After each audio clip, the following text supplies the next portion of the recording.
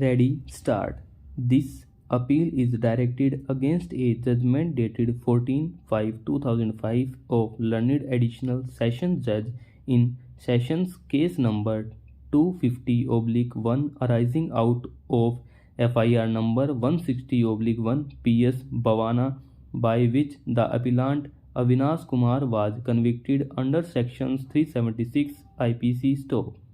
By an order dated 16/5/2005, he was sentenced to undergo rigorous imprisonment for 7 years with fine 15,000 under section 376 IPC and rigorous imprisonment for 5 years with fine 5,000 under section 366 IPC Stop. Both the sentences were to operate concurrently. Stop. Briefly stated, the prosecution case as reflected in the charge sheet was that on 4/5/2005, the appellant, after kidnapping the prosecutrix X, aged around 13 years, from the lawful guardianship of her parents, took her in a forest and sexually assaulted her. Stop. On 4/5/2005, PW2 Manohar Lal, victim's father, lodged a missing person report informing that her daughter X was missing from his house since 4/5/2005 at around 12:30 p.m. Efforts were made to find her, but she could not located. Stop. Finally, she was recovered along with the appellant at Old Delhi railway station on 5/5/2005. Stop.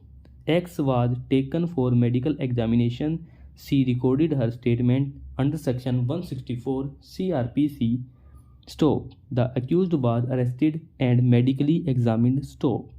Statements of the witnesses conversant with the facts were recorded. Stop. Exhibits collected during investigation were sent to Forensic Science Laboratory for examination. Stop. After completion of investigation, a charge sheet was filed under sections 363/366/37 IPC against the appellant. He was charged for the said offences, to which he pleaded not guilty and claimed trial. Stop. The prosecution examined 13 witnesses to prove the charges. Stop.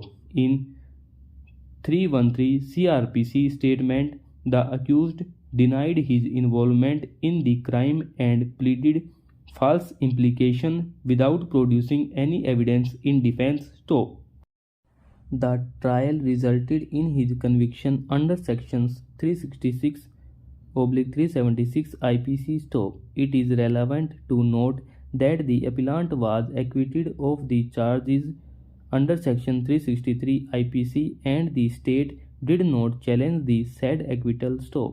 I have heard the learned counsel for the parties and have perused the file. Stop. Throughout the investigation and trial, X and her parents had claimed that X was a minor child aged 13 years. Stop.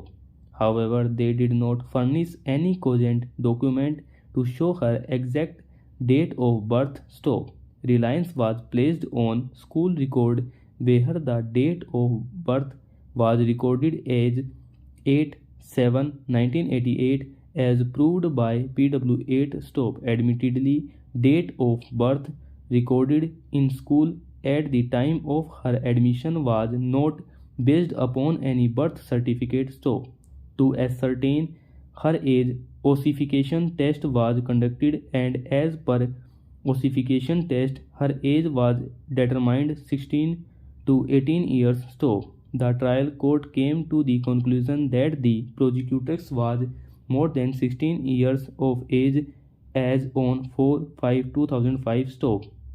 Consequently, benefit of doubt was given to the appellant and it resulted in his acquittal under section 363 IPC. Stop. On perusal of the statements of the prosecution witnesses, it reveals that both the prosecutrix and her family members were acquainted with the accused before the incident. Stop. Admittedly, the appellant and ex-father used to run their respective shops in neighborhood stop. X and the appellant used to meet each other and have conversation stop. Admittedly, the appellant used to express his love towards the prosecutrix stop. On 4/5/2001, all of a sudden, X went missing from her house without informing her parents stop. At no stage prior to her recovery, she attempted to contact and inform them her whereabouts stop.